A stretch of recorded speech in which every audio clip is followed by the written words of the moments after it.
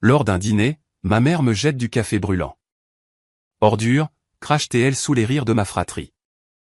Je sors en silence. Cette nuit-là, je lance mon plan, mûri depuis des années.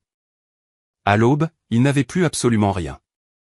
L'odeur de la truffe et de l'argent de la vieille bourgeoisie m'a frappé au moment où le voiturier a ouvert la porte du jardin étoilé. C'était le genre de restaurant français où le menu n'affichait pas les prix et où les serveurs se déplaçaient avec la grâce silencieuse et sentencieuse de directeurs de pompes funèbres. J'ai ajusté le col de mon blazer, apercevant mon reflet dans le laiton poli de l'entrée. Mon tailleur était d'un gris anthracite pratique, acheté en prêt-à-porter aux Galeries Lafayette il y a 3 ans. Il était propre, professionnel et totalement invisible, tout comme moi. À l'intérieur, sous les lustres de cristal en cascade, ma famille était déjà un spectacle. Ils occupaient la table centrale, un îlot de bruit et de paillettes dans un océan de conversation feutrée. Ma mère, Geneviève, était assise en bout de table, telle une reine sur son trône. Elle portait une robe vert émeraude qui, je le savais, coûtait plus cher que ma première voiture. Son cou était drapé de diamants. Des diamants que je savais assurer, car elle était terrifiée à l'idée de perdre son statut. À sa droite se trouvait Kylian, mon frère aîné, avachi sur sa chaise avec l'arrogance d'un homme qui n'a jamais eu à gagner un salaire de sa vie. Il portait un costume italien sur mesure, dont le tissu chatoyait légèrement sous les lumières. À côté de lui, il y avait Brigitte, ma sœur, qui vérifiait son reflet dans une cuillère en argent, les lèvres pincées dans cette expression permanente d'insatisfaction qu'elle prenait pour de la sophistication. Et Théo, le Benjamin de la famille, était déjà en direct sur les réseaux, tenant son téléphone en l'air pour montrer la bouteille de vin millésimée à ses 10 000 abonnés. J'ai marché vers eux, mes talons claquant en un rythme régulier sur le sol en marbre. C'était comme marcher vers un peloton d'exécution. « Oh, regardez » dit Kylian assez fort pour que les tables voisines entendent. Il ne s'est pas levé. L'aide est arrivée. Brigitte ricana, sans même daigner lever les yeux de sa cuillère. Honnêtement, Catherine, c'est le 60e anniversaire de maman. Tu n'aurais pas pu faire un effort? On dirait que tu es venu faire notre déclaration d'impôt. Joyeux anniversaire, maman, dis-je en les ignorant. J'ai posé un petit paquet cadeau sur la table. Il contenait une lettre sincère et une rare première édition de son roman préféré, quelque chose de réfléchi, de personnel. Geneviève jeta un coup d'œil à la boîte avec le même enthousiasme que l'on pourrait avoir pour un insecte mort. Elle n'y toucha pas. Ses yeux balayèrent ma tenue, s'attardant sur mon porte-documents éraflé. « Tu es en retard, Catherine, dit-elle. » Sa voix était glaciale. « Et tu portes ça. » J'avais spécifiquement dit à tout le monde que c'était une soirée de gala. « Regarde ta sœur. Regarde Kylian. Eux me respectent assez pour s'habiller en conséquence. » Je sors tout juste du travail, maman, dis-je doucement, en tirant la seule chaise vide. Elle était placée maladroitement à l'angle, à moitié hors du tapis, comme si j'étais une pensée après coup. Nous avons eu une crise avec un client. Je ne pouvais pas partir avant. Le travail, gémit Théo en tournant sa caméra vers moi. Dis bonjour au stream, Catherine. Ou pas. Mes abonnés détestent les gens ennuyeux. Mon Dieu, imagine devoir vraiment faire un de 9h à 17h. Impossible pour moi. Ce n'est pas un de 9h à 17h, Théo, marmonnai-je en m'asseyant. Et quelqu'un doit bien travailler dans cette famille. La table devint silencieuse. La pression de l'air chuta. Pardon? Kylian se pencha en avant, ses yeux se plissant. Insinues-tu que nous ne travaillons pas? Je gère le portefeuille immobilier, Catherine. C'est un travail à plein temps. Ce n'est pas parce que tu trimes dans un bureau en tant que... C'est quoi déjà ce que tu fais? Saisie de données, support technique. Ce n'est pas parce que tu es une petite main que nous autres ne sommes pas des visionnaires. Je suis consultante, dis-je, le mensonge standard que je leur servais depuis 5 ans. C'était plus facile que d'expliquer que j'étais la fondatrice et PDG d'Egide Cybersécurité, une société actuellement valorisée à plusieurs centaines de millions d'euros. C'était plus facile de leur laisser croire que j'étais une moins que rien. Ça les empêchait de demander plus que l'allocation mensuelle qu'ils pensaient provenir du fonds fiduciaire de papa. Consultante, rit Brigitte en sirotant son champagne. C'est le jargon d'entreprise pour dire je fais des photocopies et je sers le café. C'est embarrassant, vraiment. nous disons aux gens que tu voyages en Europe. C'est plus charitable que la vérité. J'ai regardé autour de la table. La table était chargée d'amuse-bouches, foie gras, escargots, caviar. L'excès était nauséabond. Je connaissais les chiffres. Je savais exactement combien il y avait dans le fonds fiduciaire que mon père était censé avoir laissé. 0. Papa était mort en faillite. Il l'avait bien caché, mais les dettes étaient massives. Quand il est décédé il y a 5 ans, c'est moi qui ai trouvé les papiers. C'est moi qui ai réalisé que ma mère, qui n'avait jamais travaillé un seul jour de sa vie, et mes frères et sœurs, allergiques à l'effort, se retrouveraient à la rue en un mois. Alors, je suis intervenu. Je venais de lancer Égide. J'ai pris le paiement de mon premier gros contrat et j'ai créé une fausse structure de fiducie. J'y ai injecté mon propre argent, leur laissant croire que papa avait laissé une fortune secrète. Je suis devenu la pourvoyeuse de fonds, le distributeur automatique, le filet de sécurité. Et en retour, ils me traitaient comme de la boue sous leurs chaussures de créateur. J'ai commandé pour toi, dit maman d'un ton dédaigneux, en agitant la main. Juste une salade. On dirait que tu as pris du poids et je ne veux pas que tu gâches les photos de famille avec un double menton. J'ai senti la piqûre familière dans mes yeux, mais je l'ai chassée en clignant des paupières. J'avais 32 ans. Je dirigeais 300 employés. J'avais négocié des contrats avec la DGSE. Je pouvais gérer un commentaire méchant de ma mère. Merci, maman, dis-je, la voix stable. Ne me remercie pas, lança-t-elle. Essaie juste de ne pas nous mettre dans l'embarras ce soir. Les Dubois sont à la table derrière nous. S'ils demandent, tu es mon assistante personnelle. C'est plus crédible que d'être ma fille. Kylian gloussa, faisant teinter son verre contre celui de Brigitte. À l'assistante, se moqua Théil. Je suis restée assise là, à fixer la nappe blanche, à les écouter discuter de leurs prochaines vacances aux Seychelles, un voyage que je savais que je paierais. Je ressentais un étrange détachement, comme si je regardais une pièce que j'avais vue 100 fois. Mais ce soir, quelque chose semblait différent. L'épuisement était plus profond. La patience était plus mince. J'ai regardé ma mère, riant de quelque chose que Théo lui montrait sur son téléphone. Elle avait l'air radieuse, heureuse et complètement inconsciente du fait que chaque fil de vêtements sur son corps était payé par la fille qu'elle venait de traiter de honte.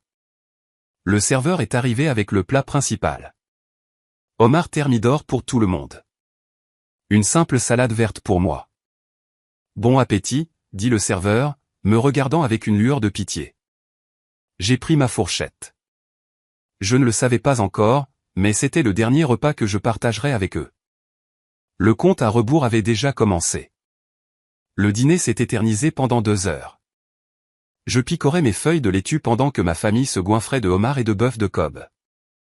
La conversation tournait entièrement autour de l'argent, plus précisément de la manière dont ils comptaient le dépenser. Je pense échanger le Range Rover, annonça Kylian en s'essuyant la graisse du menton avec une serviette en lin. Le nouveau modèle a une meilleure suspension. Et honnêtement, la couleur gris cendré est tellement démodée. J'ai besoin de quelque chose qui claque. Tu devrais prendre le noir mat, suggéra Brigitte. Ça correspond à l'âme de ton ex-femme. Ils rirent tous les deux bruyamment. En parlant de mise à niveau, maman se tourna vers moi, ses yeux critiques. Catherine, quand vas-tu faire quelque chose pour ta situation? Conduire cette Peugeot jusqu'à un endroit comme celui-ci. Le voiturier avait l'air de vouloir la garer dans le compacteur à ordures. Cela rejaillit négativement sur l'image de la famille. La voiture fonctionne très bien, maman, dis-je en buvant une gorgée d'eau. C'était la Peugeot 208 que papa m'avait achetée pour mon diplôme. Le dernier cadeau qu'il m'ait fait avant que ses dettes de jeu ne l'engloutissent. Elle me mène d'un point A à un point B et elle te mène à la médiocrité, renifla-t-elle. Puis le sommelier arriva avec l'addition pour le vin. Maman avait commandé 3 bouteilles d'un Bordeaux millésimé 1982. J'ai vu le prix quand le serveur a posé le porte-addition en cuir sur la table. 5 000 € pour du jus de raisin fermenté. Maman ne l'a même pas regardé. Elle a poussé le porte-addition de l'autre côté de la table, vers moi. Tu prends celle-là, Catherine, dit-elle nonchalamment en appliquant du rouge à lèvres frais. Je me suis figé. Pardon? Le vin, dit-elle en vérifiant ses dents dans un miroir de poche. Paie-le. Considérez ça comme ta contribution. Dieu sait que ton cadeau n'était pas grand-chose. Elle jeta un coup d'œil au livre non ouvert sur la table. Maman, dis-je en gardant la voix basse. Cette facture est de 5000 €. J'ai payé ta croisière le mois dernier. J'ai payé les frais de scolarité de Théo, qu'il n'utilise même pas puisqu'il a abandonné. Je ne peux pas régler une note de bar de 5000 € un mardi. La table devint d'un silence de mort. Le bruit ambiant du restaurant sembla s'estomper. Kylian arrêta de mâcher. Vient-elle de dire non à mère? Geneviève abaissa lentement son miroir. Elle se tourna vers moi, ses yeux se rétrécissant en fente dangereuse. Que as-tu dit? J'ai dit que je ne paie pas pour le vin, déclarai-je, mon cœur battant la chamade contre mes côtes. Je n'en ai pas bu une goutte. C'est toi qui l'as commandé. Tu as la carte du fonds fiduciaire. Utilise-la. Le fonds fiduciaire sert à maintenir l'héritage familial, siffla TL, pas pour des dépenses mesquines. Tu as un travail. Tu as un salaire. Il est grand temps que tu montres un peu de gratitude pour la vie que nous t'avons donnée. De la gratitude. Je sentis un rire monter dans ma gorge, amer et tranchant. J'ai tout payé, maman. Tout, et vous me traitez comme. Baisse la voix, ordonna TL. Tu me mets dans l'embarras. Je te mets dans l'embarras? Je me suis levé. La chaise racla bruyamment contre le sol. Tu es assise là, portant une robe à 10 000 €, exigeant que ta fille paie pour un vin qu'elle n'a pas bu, tout en la traitant d'échec. C'en est fini. J'ai attrapé mon sac à main. Assieds-toi, dit maman. Ce n'était pas une demande. Non. Je t'ai dit de t'asseoir. Elle attrapa l'objet le plus proche, une tasse de café noir fraîchement versée que le serveur venait de poser pour le dessert. Elle ne la lança pas. Cela aurait été trop chaotique. Au lieu de cela, elle me regarda droit dans les yeux, dit « Regarde bien ça », et renversa calmement la tasse sur mon poignet et sur le devant de mon tailleur. La chaleur fut instantanée, choquante, brûlante. J'ai haleté, reculant alors que le liquide sombre imbibait mon chemisier blanc et mon blazer gris, brûlant ma peau. La douleur était vive, mais le silence qui suivit fut pire. Pendant une seconde, personne ne bougea. Puis Kylian renifla. Ce reniflement brisa la digue. Brigitte se mit à glousser, couvrant sa bouche de sa main. Théo, qui enregistrait toujours, zooma sur la tache de café qui s'étalait sur ma poitrine. « Oh mon Dieu !» rit Brigitte. « On dirait que tu t'es fait pipi dessus, Catherine. » Voilà, dit maman en reposant la tasse vide sur la soucoupe avec un tintement délicat, comment on traite les déchets. Les gens qui ne se respectent pas ou ne respectent pas leur famille méritent d'être souillés. Maintenant, va te nettoyer et paie l'addition. Et ne reviens pas à table tant que tu n'es pas présentable. Ma peau brûlait. Ma poitrine se soulevait. Je les ai regardés, ma mère, mes frères, ma sœur. J'ai regardé leur sourire cruel et tordu. J'ai regardé le serveur qui fixait le sol, trop terrifié pour intervenir. À cet instant, quelque chose en moi s'est brisé. Mais ce ne fut pas un claquement bruyant. Ce ne fut pas un cri. Ce fut le clic silencieux d'une serrure qui se tourne. L'obligation, la culpabilité, la promesse que j'avais faite à papa de prendre soin d'eux. Tout s'est évaporé. Je n'ai pas essuyé le café. Je n'ai pas pleuré. J'ai redressé ma posture, ignorant la douleur cuisante à mon poignet. J'ai fouillé dans mon sac à main, j'ai sorti 2 billets de 20 € et je les ai posés sur la table. Pour ma salade, dis-je. Ma voix était étrangement calme. Elle ressemblait à la voix d'une étrangère. Où vas-tu? Exigea maman, ses yeux lançant des éclairs. Je ne t'ai pas congédié. Je comprends maintenant, dis-je. Je l'ai regardé, vraiment regardé pour la première fois depuis des années. Je n'ai pas vu une mère. J'ai vu un parasite dans une robe verte.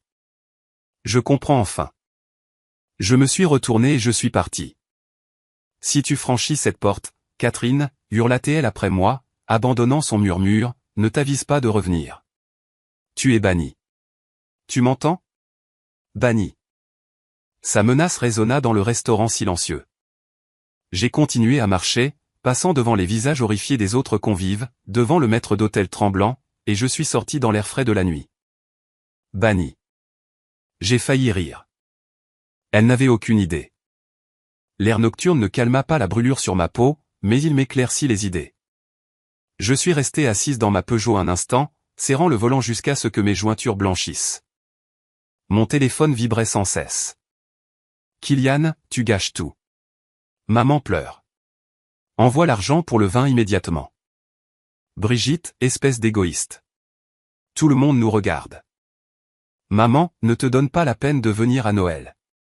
Tu es morte pour moi. J'ai supprimé les messages. Puis j'ai bloqué leurs numéros un par un. Supprimé. Bloqué. Supprimé. Bloqué. Je ne suis pas rentré à mon modeste appartement. Au lieu de cela, j'ai conduit jusqu'à un gratte-ciel de verre et d'acier dans le quartier de la Défense, le bâtiment où Égide Cybersécurité occupait les 5 derniers étages. L'agent de sécurité, Michel, se leva à mon approche. Il vit la tache de café, la peau rougie et cloquée de mon poignet et son visage se durcit. Madame Marchand, tout va bien? Avez-vous besoin d'un médecin? Je vais bien, Michel, dis-je, ma voix toujours aussi neutre. Appelez monsieur Hérisson. Dites-lui de me rejoindre dans mon bureau. Maintenant. Il est 22 heures, madame. Je le paie pour être disponible à 3 heures du matin si j'éternue. Appelez-le. 20 minutes plus tard, j'étais dans mon bureau, regardant l'horizon de la ville. Je m'étais changé, enfilant un tailleur de rechange que je gardais dans mon placard, un tailleur bleu marine impeccable. Les haillons tachés de café étaient à la poubelle. Arthur Hérisson, mon avocat personnel et le seul homme qui connaissait toute l'étendue de la mascarade financière de ma famille, entra précipitamment. C'était un petit homme aux yeux vifs et à l'esprit encore plus vif.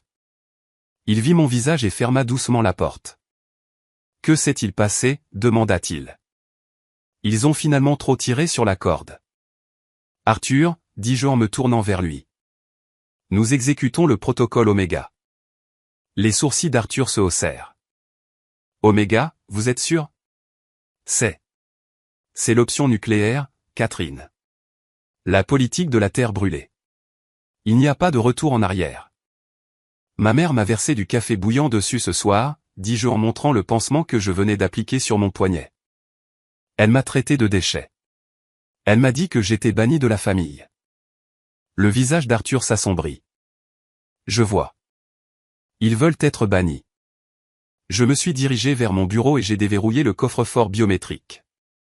J'en ai sorti un épais classeur noir. Donnons-leur ce qu'ils veulent.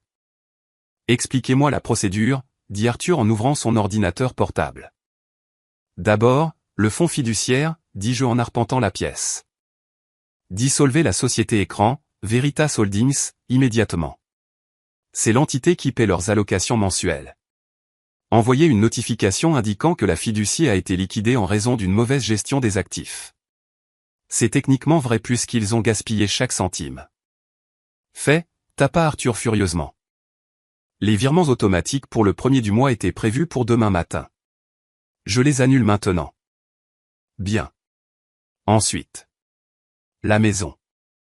Le manoir est détenu par Égide Immobilier SAS, me rappela Arthur. Votre mère a signé un contrat de location il y a 5 ans, bien que je doute qu'elle l'ait lu.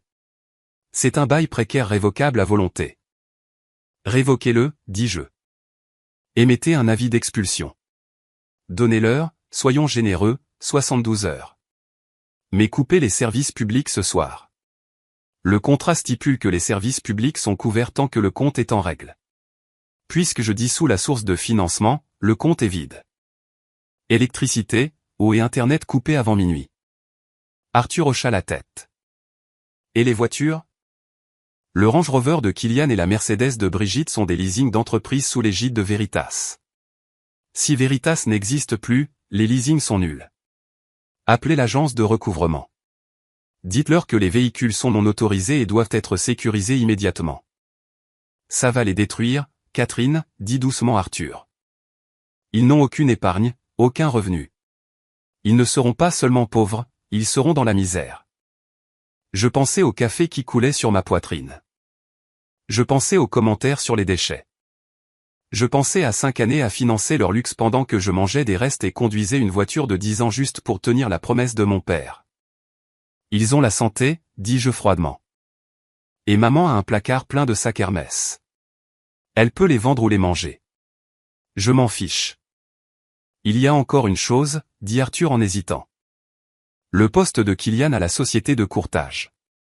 Vous savez qu'il n'a ce travail que parce que vous gérez leur contrat de cybersécurité. Vous aviez stipulé qu'il l'emploie comme gestionnaire de relations. Rédigez une lettre au PDG, dis-je. Dites-leur qu'Egide réexamine ses relations avec ses fournisseurs et joignez le dossier que je vous ai envoyé la semaine dernière. Celui qui montre que Kylian a détourné des fonds des comptes de clients. Arthur me dévisagea. Vous aviez cette preuve. Je suis une experte en cybersécurité, Arthur. Je surveille tout. Je le protégeais, je l'empêchais d'aller en prison. Mais ce soir. Je me penchai en avant, posant mes mains sur le bureau en acajou. Ce soir, j'en ai fini d'être le bouclier. Envoyez le dossier. Laissez-le faire face aux conséquences de ses propres actes. Et votre sœur. Son mari, Robert, la trompe. Il utilise leur compte joint pour payer un appartement en ville à sa maîtresse. Je couvrais le déficit pour que Brigitte ne le découvre pas. Arrêtez de le couvrir. Laissez le chèque être sans provision. Laissez le propriétaire l'appeler. Arthur tapa pendant quelques minutes encore, le silence dans la pièce lourde et électrique. Finalement, il appuya sur Entrée avec un clic décisif. C'est fait, dit-il. Les dominos ont commencé à tomber. Au lever du soleil, leur monde sera méconnaissable. Je me suis approché de la fenêtre. Je pouvais voir les lumières de la ville s'étaler sous moi. Quelque part là dehors, ma mère dormait probablement dans ses draps de soie, rêvant de son prochain gala, complètement inconsciente que le toit au-dessus de sa tête n'était plus le sien. Merci, Arthur, dis-je. Vous allez rentrer chez vous? Non, dis-je en m'asseyant dans mon fauteuil de direction en cuir. Je vais rester ici. Je veux regarder. J'ai affiché les flux de sécurité sur mon moniteur, pas les flux du bureau, mais ceux que j'avais installés au manoir des années auparavant à des fins de sécurité. J'ai vu l'extérieur de la maison. C'était sombre et paisible. Que la lumière soit, murmurai-je. Puis j'ai regardé sur l'écran les projecteurs extérieurs vaciller et s'éteindre. Le système de domotique s'est mis hors ligne. Le portail s'est verrouillé. La guerre avait commencé. Je n'ai pas dormi. Je ne pouvais pas. L'adrénaline était un carburant puissant. J'ai passé la nuit dans mon bureau, surveillant le démantèlement de la réalité artificielle de ma famille. C'était comme assister à une démolition contrôlée. Précise, bruyante et irréversible. Le soleil s'est levé sur la ville à 6h15. Peignant le ciel de teintes orange violent et violet contusionné. Au manoir, le chaos a commencé à cette heure précise. J'ai regardé le flux de sécurité du portail d'entrée, qui fonctionnait sur une batterie de secours indépendante. Une dépanneuse, massive et implacable, a reculé dans l'allée. 2 hommes en combinaison de travail en sont sortis. Ils n'ont pas frappé. Ils n'ont pas demandé la permission.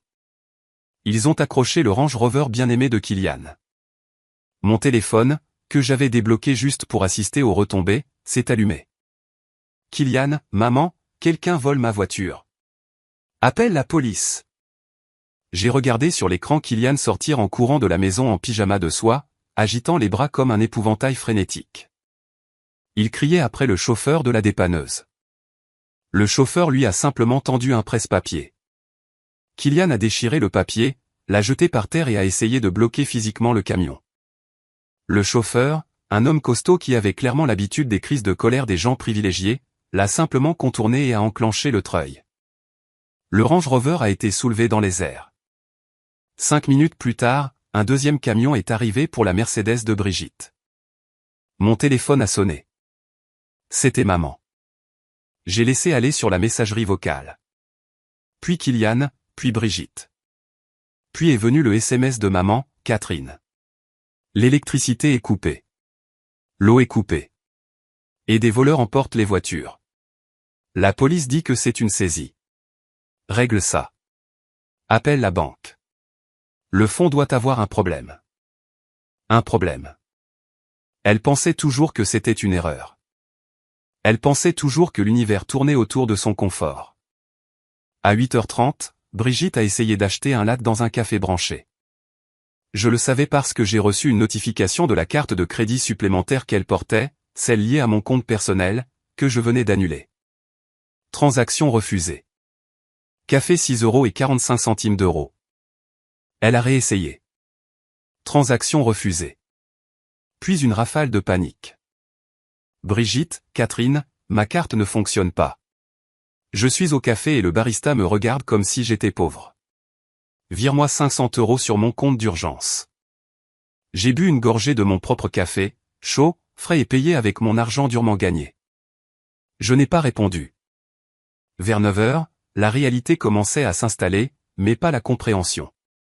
Il ne comprenait pas pourquoi cela se produisait. Il savait juste que le robinet magique d'argent avait été fermé. J'ai reçu un appel d'Arthur.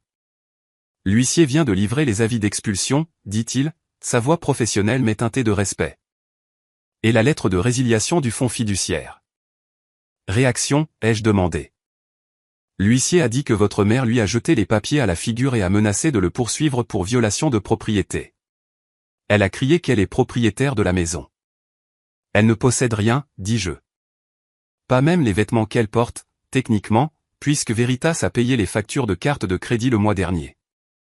Kylian essaie d'appeler la société de courtage, continua Arthur. Il est sur le point de découvrir que son badge d'accès a été désactivé. Bien. Catherine, Arthur fit une pause. Ils vont venir vous chercher. Ils pensent que vous gériez le fonds. Ils pensent que vous avez fait une erreur dans les papiers.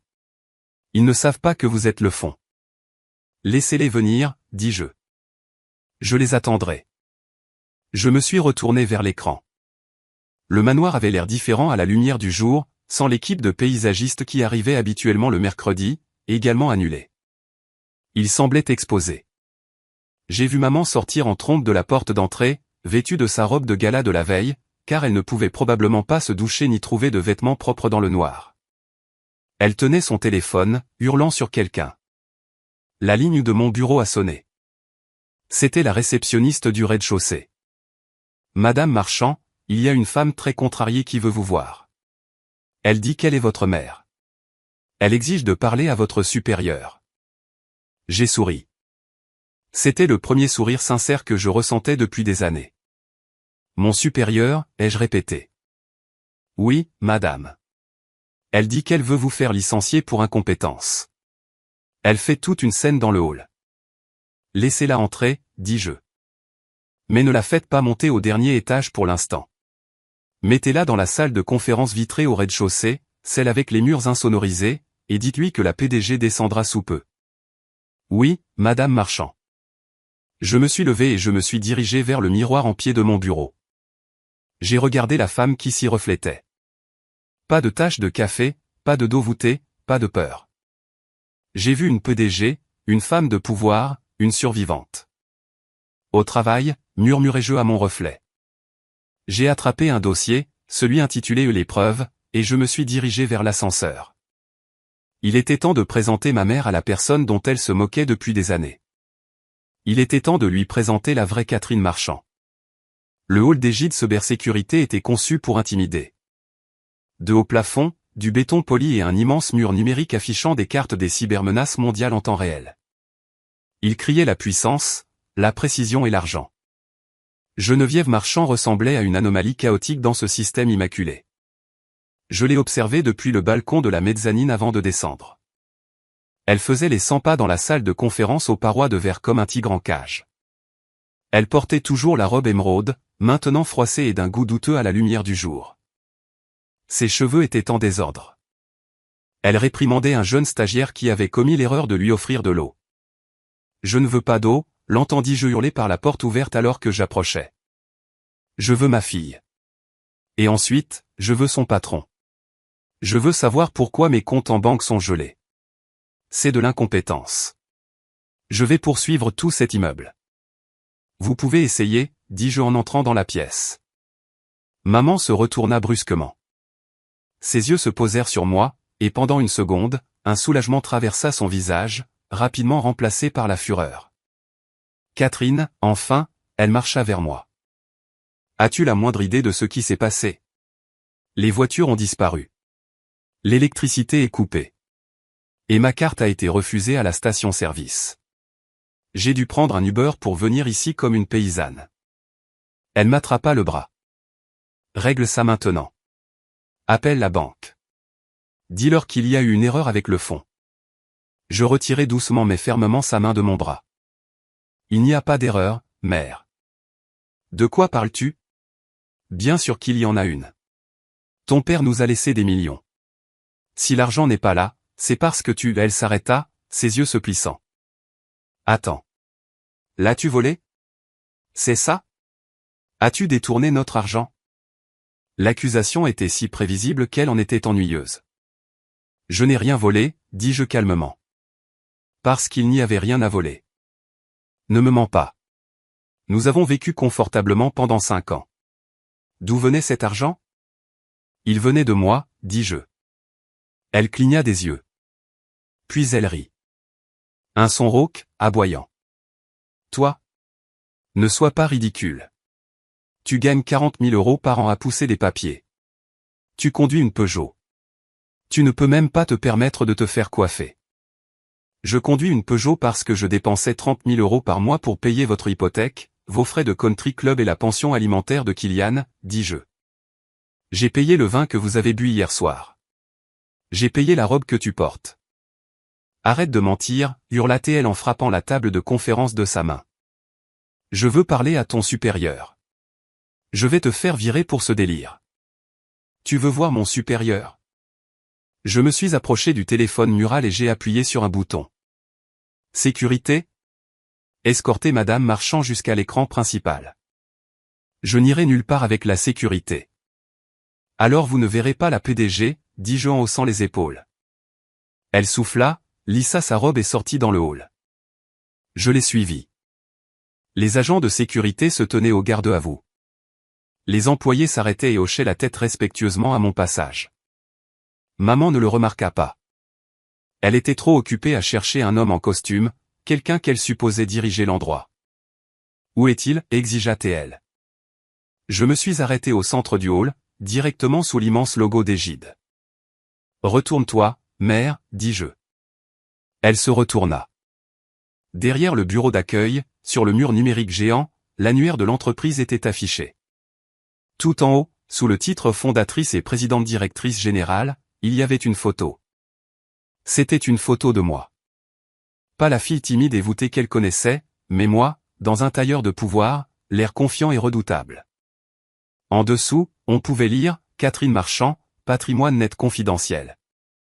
Maman regarda l'écran, puis moi, puis de nouveau l'écran. Sa bouche s'ouvrit, mais aucun son n'en sortit. C'est un tour, murmura-t-elle. Tu es secrétaire ici. Tu as couché avec le patron et tu l'as fait mettre ta photo. J'ai soupiré. Son déni était pathologique. J'ai bâti cette entreprise, mère, à partir de rien. Pendant que tu te moquais de moi parce que je travaillais tard, je codais. Pendant que tu me traitais de déchet, je décrochais des contrats avec des entreprises du CAC 40. Je suis Égide. Non. Elle secoua la tête. Non. Si tu avais de l'argent, pourquoi vivais-tu comme ça? Pourquoi nous as-tu laissé te traiter? Parce que j'ai fait une promesse à papa. Je me suis approché, ma voix tombant à un murmure. Il est mort sans un sou, maman. Il a tout perdu au jeu. Sur son lit de mort, il m'a supplié de prendre soin de vous, de ne pas vous laisser savoir que vous étiez dans la misère. Alors, je ne l'ai pas fait. J'ai travaillé jusqu'à l'épuisement pour financer votre vie de rêve. Je t'ai laissé te moquer de moi parce que je t'aimais. Je me suis penché, mon visage à quelques centimètres du sien, mais ensuite, tu m'as versé du café dessus et tu m'as traité de déchet. Son visage devint blême. La réalité commençait à fissurer l'illusion. Alors, continuai-je, j'ai arrêté. J'ai arrêté de payer les factures. J'ai arrêté d'alimenter les comptes. J'ai arrêté d'être la pourvoyeuse de fonds. Tu ne peux pas faire ça, balbutia-t-elle, la voix tremblante. Nous sommes une famille. Tu ne peux pas nous laisser sans rien. Vous avez ce que vous avez mérité, dis-je. C'est-à-dire rien. Je te poursuivrai, cria-t-elle, la peur se transformant de nouveau en agression. Je te poursuivrai pour tout ce que tu as. L'argent de ce fonds nous appartient. Tu l'as volé.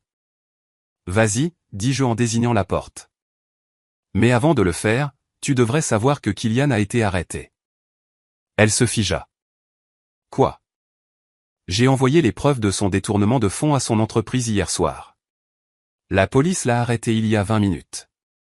Et Brigitte, son mari vient de découvrir l'adultère parce que j'ai arrêté de payer l'appartement de la maîtresse.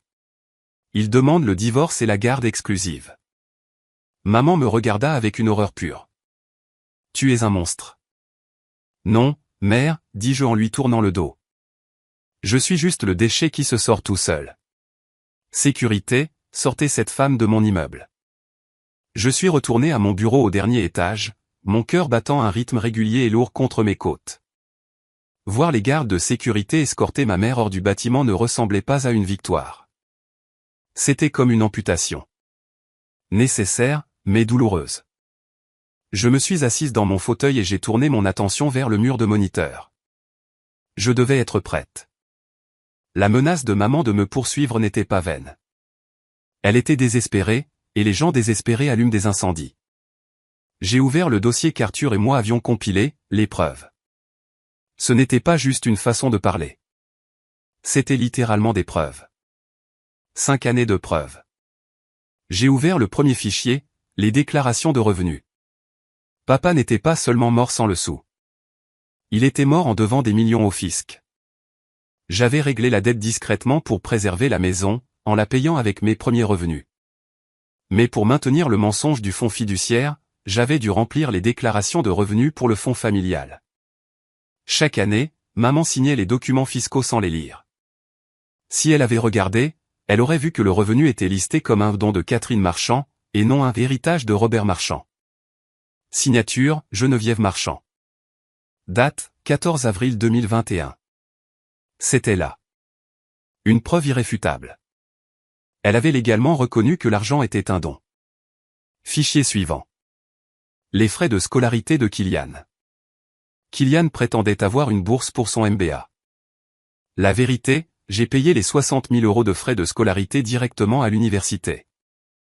J'avais les chèques annulés. J'avais aussi l'échange de mai où il me demandait de truquer une lettre de bourse pour que maman ne sache pas qu'il n'y avait pas droit. Je l'avais fait. J'avais falsifié une lettre pour protéger son ego. Maintenant, cette falsification était la preuve de sa fraude, pas de la mienne. J'ai cliqué sur le dossier de surveillance. C'était le plus difficile à regarder. C'était une compilation de clips des caméras de sécurité à l'intérieur du manoir. Clip 1. Noël 2022. Maman tenant un collier de diamants que je lui avais acheté anonymement via le fonds. Dieu merci, Robert nous a laissé de l'argent, dit-elle à Brigitte. Tu imagines si on devait compter sur Catherine? Elle m'achèterait probablement un grille-pain. Elles rirent. Clip 2. Thanksgiving 2023. Kylian avachi sur le canapé. Je dois demander une augmentation au fiduciaire. Cette allocation est une blague. Dis juste à Catherine d'envoyer un email à l'avocat, dit maman. Elle est douée pour prendre les ordres. J'ai regardé ces clips, sentant la vieille colère se solidifier en une armure. Il ne me haïssait pas seulement. Il me méprisait. Il considérait mon existence comme une commodité, comme l'électricité ou l'eau courante. Utile, mais indigne d'attention jusqu'à ce que ça cesse de fonctionner. Mon interphone a sonné. Madame Marchand. Monsieur Hérisson est de retour. Arthur entra, l'air sombre. Il tenait une tablette. Ils agissent vite, dit-il. Ils ont trouvé un avocat. Un type véreux qui fait sa pub sur les bus. Ils viennent de déposer une injonction d'urgence. Pour quel motif? Maltraitance de personnes âgées, vol d'héritage et, tenez-vous bien, infliction intentionnelle de détresse émotionnelle. J'ai ri. Détresse émotionnelle. C'est la meilleure. Ils vont aussi voir la presse, m'a averti Arthur. Ils créent une histoire. La méchante fille magnate de la tech qui vole sa mère veuve. C'est croustillant, Catherine. Les médias vont dévorer ça avant de vérifier les faits. Laissez-les faire, dis-je, fixant l'écran où la signature de maman sur la déclaration de revenus brillait en haute définition. Laissez-les construire la scène. Laissez-les monter sur leur piédestal. Plus ils monteront haut, plus dure sera la chute. Nous avons besoin d'une stratégie, insista Arthur. Nous devrions publier une déclaration. Nier les allégations. Non, dis-je. Le silence. Le silence? Si nous nions, ça devient parole contre parole. Je veux qu'ils s'engagent dans leurs mensonges. Je veux qu'ils le déclarent officiellement, sous serment ou devant les caméras. Une fois qu'ils l'auront fait, une fois qu'ils se seront enfermés dans cette histoire. Point alors nous porterons le coup de grâce, termina Arthur, un lent sourire se dessinant sur son visage. Exactement. Je me suis levé et je me suis dirigé vers la fenêtre. Kylian est-il sorti sous caution? Oui. Maman l'a fait sortir en utilisant. Enfin, elle a essayé d'utiliser la maison comme garantie, mais a découvert qu'elle ne lui appartenait pas. Elle a fini par mettre en gage ses bijoux. Il est dehors, mais il est furieux. Bien. La fureur rend les gens négligents. Je me suis retourné vers Arthur. Préparez la salle de crise. Je veux que chaque document soit numérisé et prêt à être présenté. Et procurez-moi les enregistrements bruts des caméras de sécurité du restaurant. Pas seulement la vidéo, l'audio aussi. Vous voulez diffuser ça au tribunal? Non, dis-je, les yeux froids. Le tribunal est trop privé. S'ils vont voir les médias, nous finirons ça dans les médias. J'ai regardé le dossier sur mon bureau. Les preuves étaient irréfutables. Ce n'était pas seulement une défense. C'était une arme de destruction massive, et ma main planait au-dessus du bouton de lancement. Les 48 heures suivantes furent une masterclass en manipulation. Ma famille n'a pas seulement joué les victimes, elle a professionnalisé ce rôle. Sans leur financement habituel, ils ont transformé leur statut de victime en monnaie d'échange. J'étais assise dans mon salon, mon vrai salon dans un penthouse sécurisé, pas l'appartement exigu où ils pensaient que je vivais, et je regardais les informations locales. La journaliste, une femme aux sourcils trop soucieux, se tenait devant les grilles du manoir. Je suis ici au domaine marchand, dit-elle d'une voix grave, où une famille locale de premier plan affirme être terrorisée par sa propre fille. Geneviève Marchand, veuve et philanthrope, dit avoir été jetée à la rue par sa fille, Catherine Marchand, la PDG d'Égide Cybersécurité. La caméra coupa sur maman. Elle portait une simple robe noire, probablement la seule qui lui restait, et aucun bijou. Elle avait l'air fragile, pleurant dans un mouchoir. C'était une performance digne d'un Oscar. Elle a tout volé, sanglota maman à la caméra. Mon mari a laissé cet argent pour moi. Pour les enfants. Catherine gérait les comptes. Nous lui faisions confiance. Et maintenant? Maintenant elle dit que tout est à elle. Elle nous a mis dehors. Elle a coupé l'électricité. Je suis une vieille femme. Où suis-je censé aller? Puis Kylian apparut, l'air débraillé mais juste. Ma sœur a toujours été jalouse, dit-il à la caméra. Elle était le mouton noir. Elle ne supportait pas que nous soyons heureux. C'est une vendetta. Elle a piraté les comptes. C'est une aqueuse. C'est ce qu'elle fait. Brigitte intervint, tenant son bambin en pleurs, que je savais qu'elle ignorait habituellement. Elle a aussi ruiné mon mariage. Elle a fabriqué de fausses preuves pour piéger mon mari. C'est une sociopathe. La journaliste se retourna vers la caméra. Une audience a été fixée à demain. La famille Marchand demande 50 millions d'euros de dommages et intérêts et la restitution immédiate du domaine. Nous avons contacté Catherine Marchand pour un commentaire, mais elle a refusé de répondre. Mon téléphone explosa de notifications. Twitter X était en tendance avec boycott Égide. Les gens me traitaient de monstre, de maltraitante de personnes âgées. Ils sont en train de gagner la bataille de l'opinion publique, dit Arthur. Il était assis sur le canapé en face de moi, l'air stressé. Les investisseurs commencent à s'inquiéter, Catherine. L'action a chuté de 4% ce matin. Laissez-la chuter, dis-je en sirotant mon thé. Elle rebondira au double demain. Vous avez des nerfs d'acier, Arthur secoua la tête. Ils ont déposé une requête d'urgence pour une saisie conservatoire sur la maison et une injonction pour geler vos avoirs personnels. Le juge a accordé une audience préliminaire pour demain matin à 9 h. Parfait, dis-je. Parfait, Catherine? Si le juge les croit, il pourrait geler vos comptes. Et Gilles pourrait être paralysé. Il ne les croira pas, dis-je. Parce qu'ils ont commis une erreur fatale. Laquelle? Ils ont menti dans une déclaration sous serment. J'ai pris le dossier juridique qu'Arthur avait apporté. Juste ici, paragraphe 4. La plaignante, Geneviève Marchand, affirme que les fonds de la fiducie Veritas provenaient uniquement de la succession de Robert Marchand.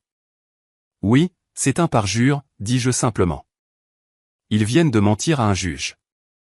Maintenant, non seulement nous allons gagner, mais nous allons détruire leur crédibilité pour toujours. Allons-nous au tribunal demain? Oui, mais pas seulement au tribunal. Je me suis levé.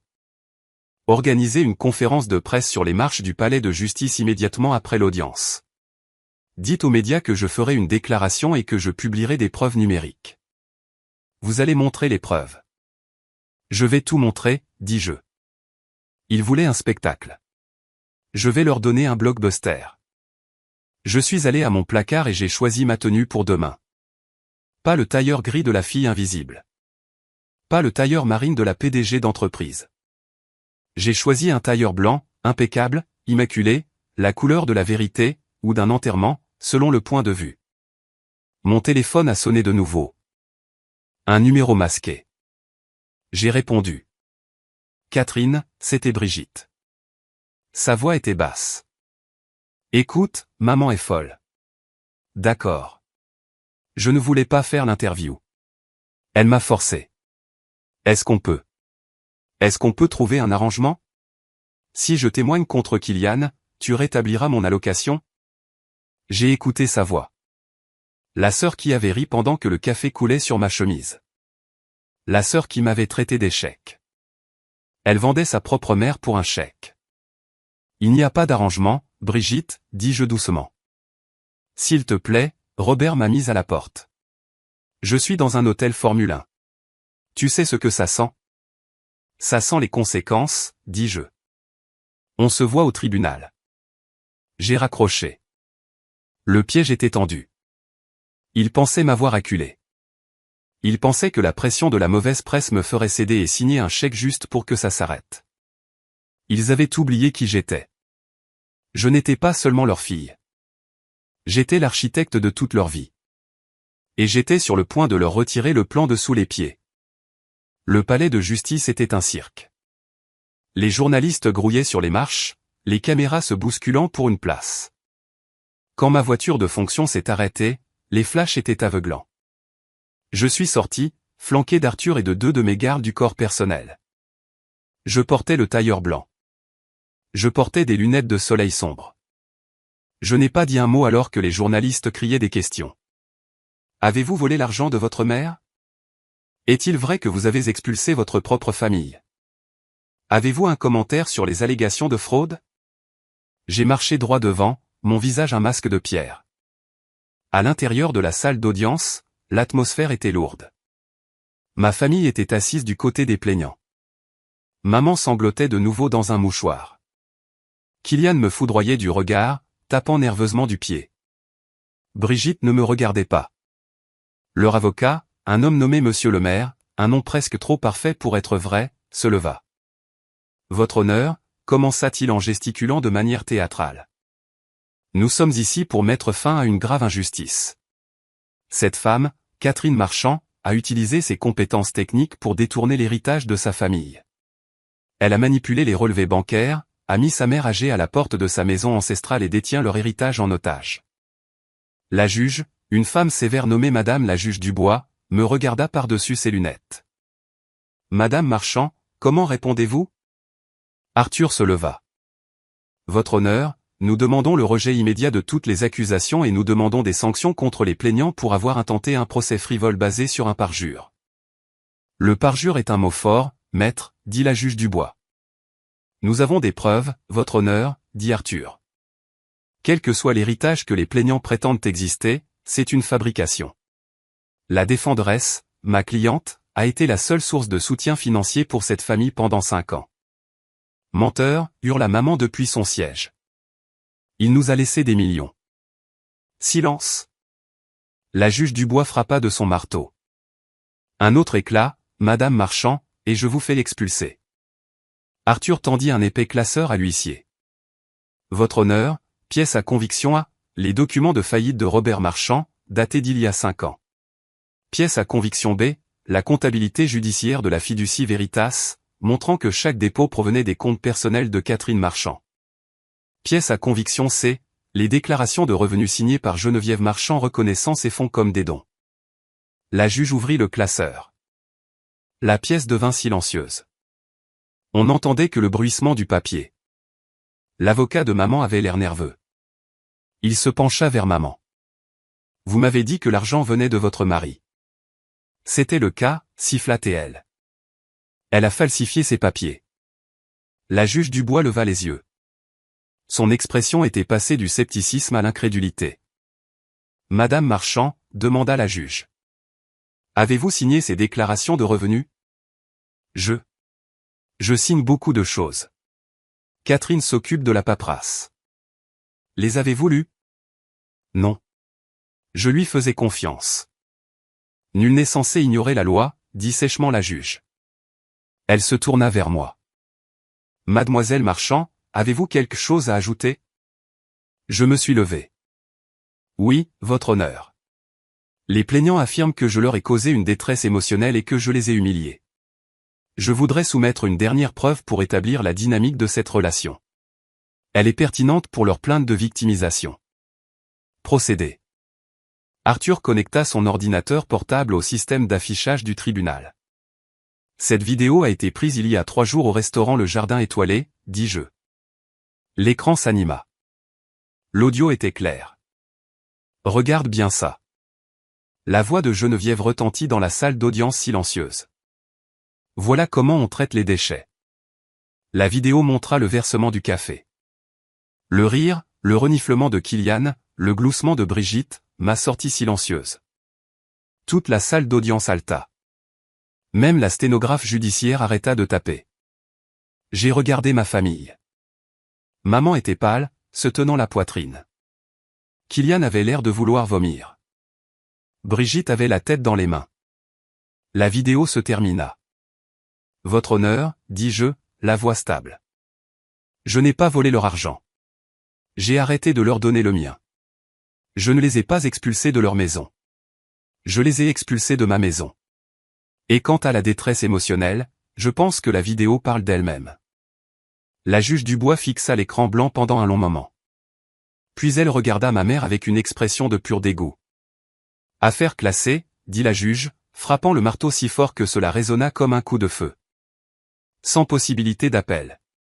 Et maître le maire, je vous suggère de conseiller à vos clients que s'ils remettent un jour les pieds dans ma salle d'audience avec un dossier aussi frauduleux, je les ferai arrêter pour outrage au tribunal. L'audience est levée. Je me suis retourné pour partir. Maman se jeta sur moi, mais l'huissier lui barra le passage. Catherine, attends, gémit-elle. On peut en parler. C'était un malentendu. Je ne me suis pas arrêté. J'ai franchi les portes de la salle d'audience, Arthur juste à côté de moi. Mais ce n'était pas fini. La presse attendait dehors. Et contrairement à avant, j'étais prête à parler. Je me suis avancé vers le podium de microphone sur les marches du palais de justice. Les journalistes se turent. Mon nom est Catherine Marchand, dis-je en retirant mes lunettes de soleil. Et je veux vous raconter une histoire sur ce qui se passe quand le déchet décide de se sortir lui-même.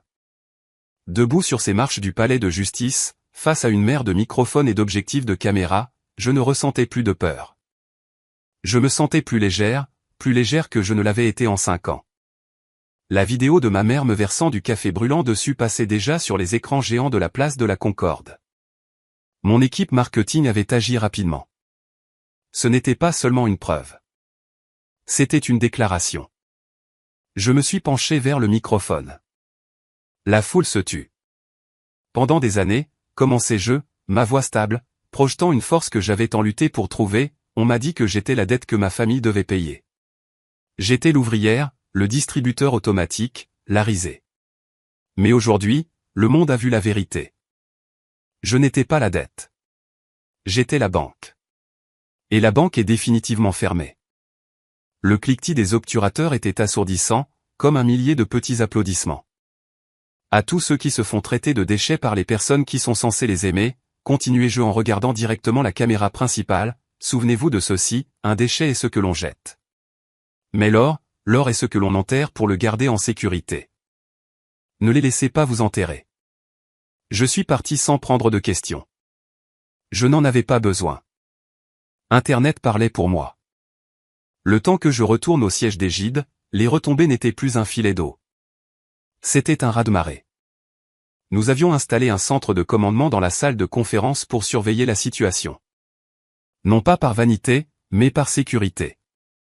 Le premier domino à tomber fut Théo, mon petit frère influenceur.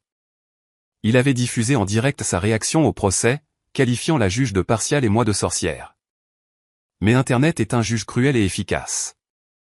Ses sponsors, des boissons énergisantes, des marques de vêtements, une start-up tech, ont vu la vidéo du tribunal. Ils l'ont vu rire pendant que je brûlais. Notification, la marque X met fin à son partenariat avec Théo Marchand avec effet immédiat. Notification, sponsor. Notification, le compte Instagram de Théo Marchand signalé pour harcèlement. J'ai vu son nombre d'abonnés chuter en temps réel. C'était une chute libre. 100 000, 80 000, 50 000. Les gens inondaient ses commentaires avec l'emoji café. C'était poétique. Il ne perdait pas sa carrière. Il était en train d'être effacé. Puis vinrent les conséquences sociales pour maman. Le country club, celui qu'elle chérissait plus que ses propres enfants, publia un communiqué de presse. Il était bref et brutal, en raison d'une conduite indigne d'un membre, l'adhésion de Madame Geneviève Marchand a été révoquée. Nous avons une tolérance zéro pour les abus. Cela a dû faire plus mal que la pauvreté. Être pauvre était une chose.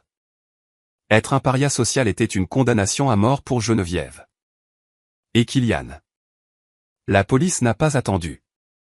Parce que j'avais remis le dossier complet et non expurgé de son détournement de fonds au procureur de la République. Ils avaient ce qu'il fallait pour requalifier ces charges. Ils ne faisaient plus seulement face à une fraude, mais à un vol qualifié. Arthur entra dans mon bureau vers 16 heures. Il tenait une tablette avec une satisfaction sombre sur son visage. « Vous devez voir ça, dit-il. » C'était un reportage. Un journaliste se tenait devant le manoir, mon manoir. « La scène ici est chaotique, » criait le journaliste par-dessus le bruit. Des déménageurs engagés par Égide Immobilier vident actuellement la propriété. Mais il semble que la famille Marchand se soit barricadée dans la chambre principale, refusant de partir. Ils squattent, demandai-je en sirotant mon thé. Ils essaient, corrigea Arthur. Mais la gendarmerie est arrivée. Ils exécutent l'ordonnance d'expulsion. J'ai regardé sur l'écran la porte d'entrée être forcée. Quelques instants plus tard, mon frère Kylian était emmené menotter, hurlant qu'il connaissait des sénateurs. Puis vint Brigitte, se cachant le visage avec une veste. Et enfin, maman. Elle ne criait pas. Elle avait l'air sous le choc. Elle tenait un unique sac Louis Vuitton, le serrant contre sa poitrine comme un radeau de sauvetage. Un gendarme la guida le long de l'allée, passant devant les voisins qui s'étaient rassemblés pour regarder. Les mêmes voisins qu'elle méprisait pour leur pelouse mal entretenue. C'était fini. La maison était vide. Les comptes étaient à sec. La réputation était incinérée. J'ai éteint la télé. Arthur, dis-je, changez les serrures et mettez la maison sur le marché demain. Tous les profits iront à une œuvre de charité. Quelle œuvre, demanda-t-il. Le fonds de soutien aux grands brûlés, dis-je, un petit sourire ironique touchant mes lèvres. Ça me semble approprié. La satisfaction ne fut pas une vague soudaine. C'était une lueur lente et chaleureuse. C'était la sensation d'enlever un sac à dos lourd après une randonnée de 15 kilomètres. Mais je les connaissais. Je savais que le silence ne durerait pas. Le désespoir rend les gens audacieux. Et ils étaient sur le point d'apprendre le goût du vrai désespoir. Si vous regardez ceci et que vous avez déjà ressenti le poids de porter des gens qui ne traverseraient pas la rue pour vous aider, cliquez sur le bouton j'aime. Faites-moi savoir que je ne suis pas seul. Car ce qui s'est passé ensuite a prouvé que certaines personnes n'apprennent jamais tant qu'elles n'ont pas touché le fond. 3 semaines plus tard, le silence fut rompu. Je travaillais tard dans mon bureau pentouze. Les lumières de la ville en contrebas étaient un rappel réconfortant du chemin parcouru. Mon système de sécurité a sonné. Madame Marchand. La voix du gardien de nuit crépita. Il y a 3 personnes dans le hall. Elles disent être de votre famille. Elles refusent de partir tant qu'elles ne vous auront pas vu. J'ai vérifié la caméra du hall. Je les ai à peine reconnues. Maman portait un manteau qui semblait trop grand de 2 tailles et effiloché à l'ourlet. Ses cheveux, habituellement teints d'un châtain parfait, montraient des racines grises, 1 centimètre de réalité crue. Brigitte avait l'air épuisée, des cernes sous les yeux, vêtue d'un jean et d'un t-shirt. Kylian était absent, vraisemblablement il profitait encore de l'hospitalité de la prison du comté puisque personne ne pouvait payer sa caution. Théo était là, regardant le sol, son téléphone nulle part en vue. Laissez-les monter, dis-je. Vous êtes sûre, madame? Oui. Escortez-les et restez près de l'ascenseur. Je voulais voir ça. J'avais besoin de voir ça. C'était le dernier chapitre du livre que j'étais en train de fermer. Quand les portes de l'ascenseur se sont ouvertes, ils sont entrés timidement dans mon hall. Le pentouze était à couper le souffle, minimaliste, cher et de bon goût. Tout ce que maman avait toujours prétendu avoir, je le possédais vraiment. Ils se tenaient groupés sur le sol en marbre, effrayés de toucher quoi que ce soit. Catherine, dit maman. Sa voix était fêlée, dépourvue du ton impérieux que j'avais connu toute ma vie. Merci de nous recevoir. Je me tenais près de la cheminée, ne leur offrant pas de siège. Vous avez 5 minutes. Que voulez-vous? Nous voulions nous excuser, dit-elle en se tordant les mains. Nous avons beaucoup réfléchi. Vivre à l'hôtel nous a donné une autre perspective. Une perspective, répétai-je sèchement. C'est comme ça que vous appelez ça? Nous avons eu tort, intervint Brigitte en s'avançant. Sur toute la ligne. Nous n'aurions pas dû te traiter comme ça. Nous étions stressés. Nous étions juste habitués à ce que les choses soient d'une certaine manière. Mais nous sommes une famille, Catherine. Les liens du sang sont plus forts que tout. Le sang est vital, l'a corrigé-je. Mais parfois, le sang est toxique. Et quand il est toxique, il faut une transfusion pour survivre. S'il te plaît. Maman s'approcha. Des larmes montaient à ses yeux. De vraies larmes cette fois. Ou juste les larmes d'une femme à qui ses planchers chauffants manquaient. Je suis ta mère. J'ai changé tes couches. Je t'ai élevé. Ça ne compte pour rien? Nous n'avons rien. Théo dort par terre. Brigitte a perdu la garde de ses enfants parce qu'elle n'a pas de domicile stable. Nous souffrons. Je sais, dis-je. J'ai lu les rapports de police. On a besoin d'aide, marmonna Théo en levant les yeux. Juste un prêt. Pour avoir un appartement, pour nous remettre sur pied. On te remboursera. Je le promets. Je vais trouver un travail. Un travail, m'étonnai-je. C'est un concept nouveau. Je me suis dirigé vers la table d'appoint où un service à café en argent était dressé. L'odeur de l'arabica fraîchement moulu emplit la pièce. J'ai vu maman sursauter quand j'ai pris la cafetière. Ses yeux s'écarquillèrent, terrifiés. Elle pensait que j'allais le faire. Elle pensait que j'allais lui verser le liquide bouillant dessus, comme elle l'avait fait pour moi. La peur dans ses yeux était palpable. Elle recula d'un pas, levant les mains pour se protéger. Catherine, non, s'il te plaît. Je la regardais, tenant la cafetière fumante. La dynamique du pouvoir avait complètement basculé. Elle était l'enfant recroquevillé. J'étais celle qui tenait l'arme brûlante. J'ai versé le café dans une délicate tasse en porcelaine. J'ai ajouté de la crème et du sucre, j'ai remué lentement, la cuillère tintant doucement contre la porcelaine. Puis j'ai bu une gorgée. Je ne suis pas toi, mère, dis-je doucement en reposant la tasse. Je ne blesse pas les gens pour me sentir grande. Je ne traite pas les gens comme des déchets. Elle baissa les mains, tremblante. La honte sur son visage valait plus que n'importe quelle vengeance. Vous voulez de l'argent, demandai-je. Juste assez pour recommencer, murmura-t-elle. Non. Le mot flotta dans l'air. Je ne vous donnerai pas d'argent, dis-je. L'argent était la drogue qui vous a rendu malade. Vous en donner plus ne ferait que vous conforter. Mais j'ai sorti 3 cartes de visite de ma poche. Je les avais préparées. Je vais vous donner une opportunité. J'en ai tendu une à Théo. Une agence d'intérim pour le travail en entrepôt. Ils embauchent pour les équipes de nuit. C'est le SMIC, mais c'est un travail honnête. J'en ai tendu une à Brigitte. Un foyer pour femmes qui aide les mères déplacées à trouver des emplois de bureau. Ils peuvent t'aider à te battre pour tes droits de visite si tu prouves que tu peux garder un emploi. J'ai tendu la dernière à maman.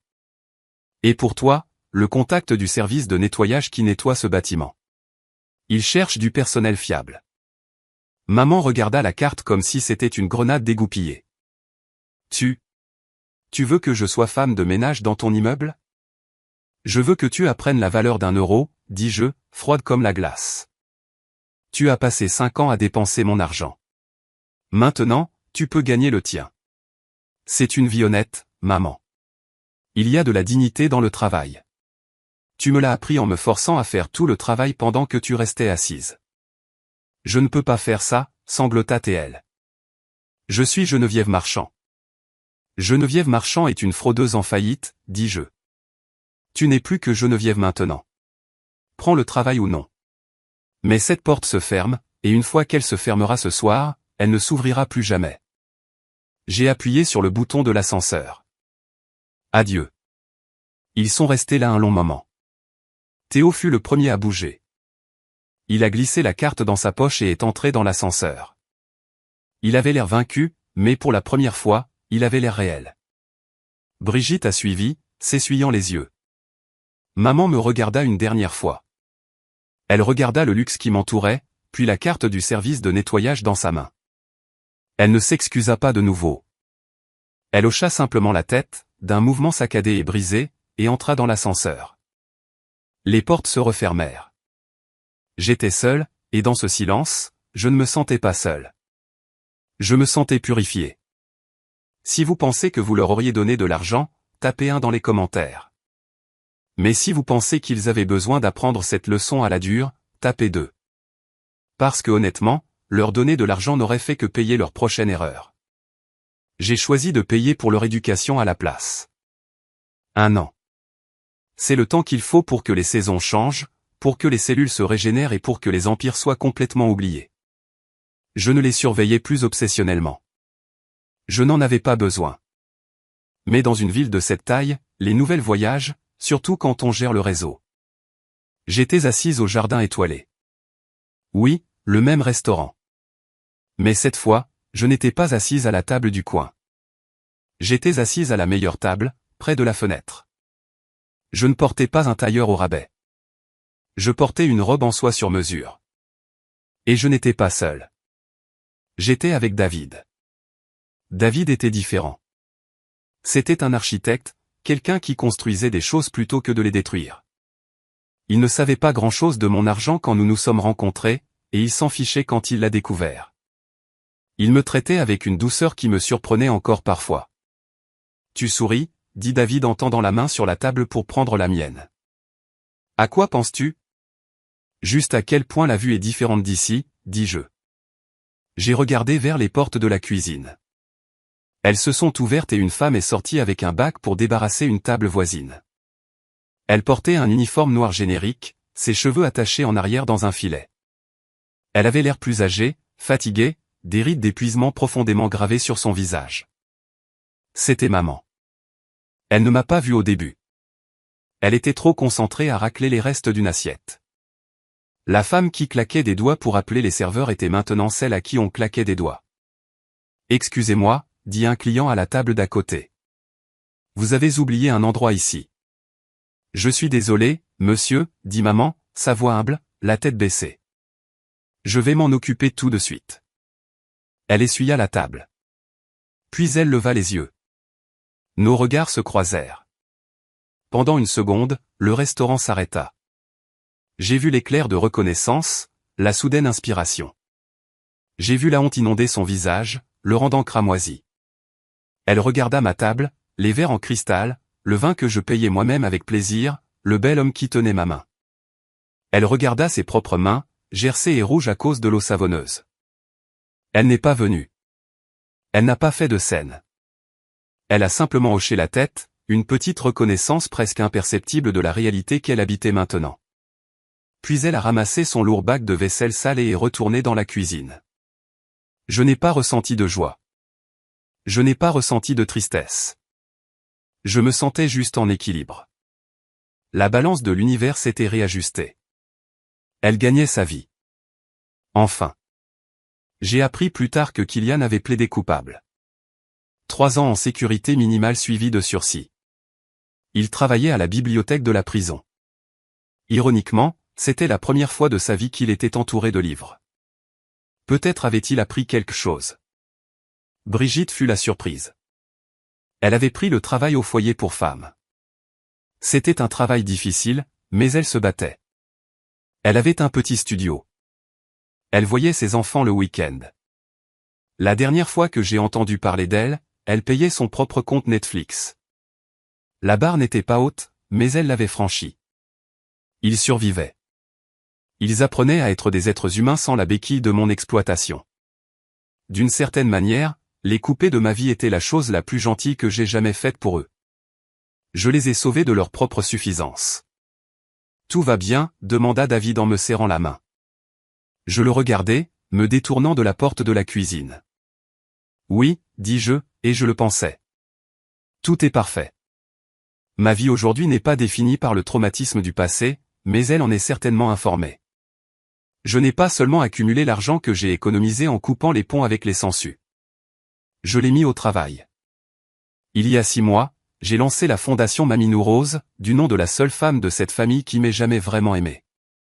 La fondation se concentre sur l'éducation financière des femmes et fournit une aide juridique aux victimes d'abus financiers.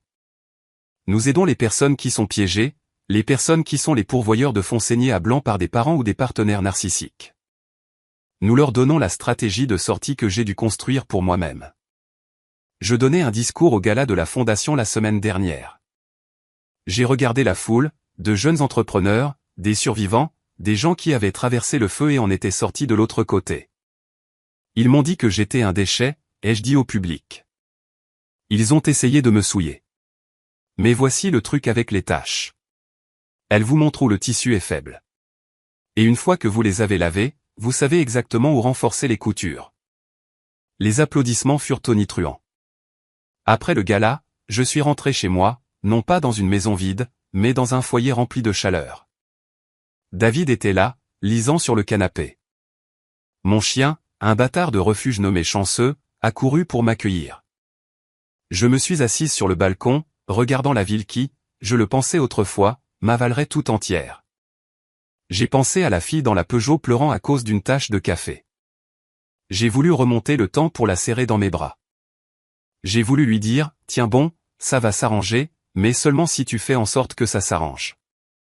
La famille, ce n'est pas seulement l'ADN.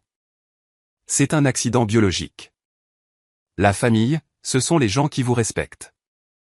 Les gens qui vous encouragent quand vous gagnez et vous tendent une serviette quand on vous renverse du café dessus, ils ne rient pas. J'ai toujours le reçu de ce dîner au jardin étoilé. Je l'ai encadré. Il est accroché dans mon bureau à domicile, juste à côté de ma couverture de Forbes. C'est un rappel. Coût du dîner, 5000 €. Coût de la tache de café, douloureux. Coût de la liberté, inestimable. J'ai pris une profonde inspiration, inhalant l'air frais de la nuit. J'étais libre.